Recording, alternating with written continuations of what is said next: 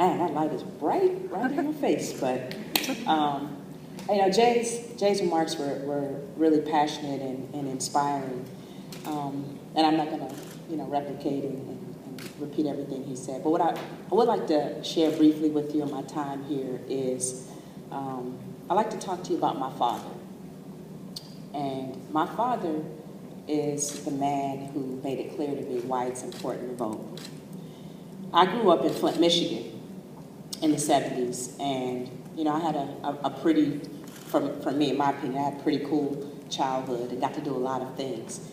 My father grew up in Mobile, Alabama, and every summer we would go down and visit my grandmother, and I had aunts and uncles and cousins, a lot of family that still lived in Mobile, and every summer we would go down and, you know, hang out with my grandmother, and you know, have to go to bed at 6 o'clock and, you know, wake up to gospel music at 8 o'clock in the morning in the summer. So it was a typical Southern 2 weeks every summer. And one particular summer we went down there, and I think I was in 5th grade. I was going into 5th grade. And my dad grew up with Hank Aaron. They all grew up in the same neighborhoods. And my dad played baseball on the same high school team, and he grew up with the Aaron family. So, you know, every summer we would go down and, you know, we would drive by the field where they played baseball. And, you know, he would say, that's where, you know, me and Hank Aaron and his brothers played baseball. And I was like, yeah, Dad, you're a great baseball player, I know. And this particular summer, after, you know, we went by the baseball fields, you know, we went by these pools, some public pools. And my dad pulled over, and he said, you see these pools? A bunch of kids were in there playing. We're like, yeah. And he said, when I was growing up, I couldn't swim in those pools. And I was like, well, why not? He said, black people weren't allowed to swim in those pools.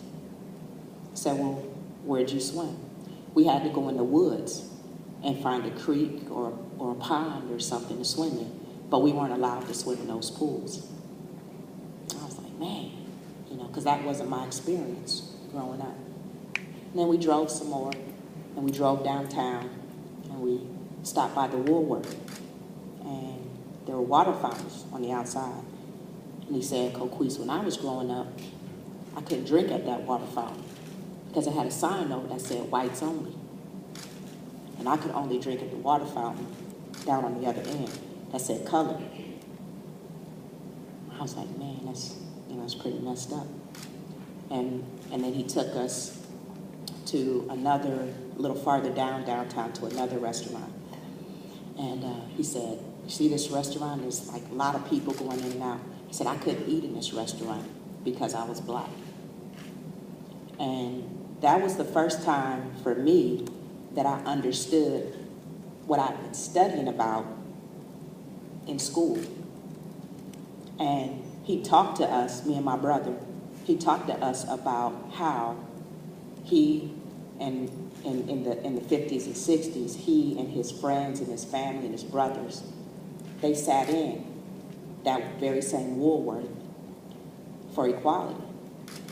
And they marched in Alabama for equality. And at that time, you know, there was a lot of stuff on TV about, you know, the 60s and how violent it was. And, you know, I was asking him, I was like, Dad, so, you know, did you get hosed down? Did you get attacked by dogs? And he said, no. In Mobile, the protests weren't as violent as they were in Selma. They weren't as violent as they were in Birmingham. But he had relatives, and he said, my cousins in Birmingham, my cousins in Selma absolutely had to deal with that stuff. So for me, that was the first lesson in what voting means, because my father went on to tell me that we changed our society because we understood there were two things that needed to happen. We needed to have access to equal education, and we needed to be able to exercise the right to vote. Without those two things, things were not going to change. So I vote because of my father. I vote because of my uncles and because of my cousins. and because of all that they went through to allow me to have the opportunity to be on this stage right now and to be able to be raised where I could swim at any pool that I wanted to, and I could go into any restaurant that I wanted to and sit down and eat, and I could go to any water fountain that I wanted to and have a drink, and I could be the head coach of the Penn State Lady Lion basketball team.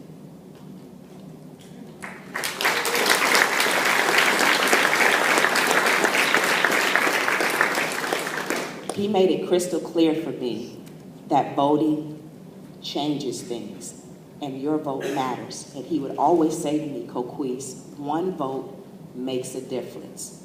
Your vote can change anything. So, as Jay said, there's a lot of reasons and a lot of history to why voting is important. But the past is simply a bridge to the present. And we are here where we are, and all of you are fortunate to be in this position because of others' sacrifice. And it's important that we respect that sacrifice. And it's important that we honor those sacrifices by going out and participating in the most important political event that we can participate in, and that's the right to vote. So I encourage you all to register, vote, and participate, and honor all the people who sacrificed to give us the opportunity to live in what I think is the greatest country in the world. It's that important. So make sure you do it. My dad would be proud if you did. Thank you.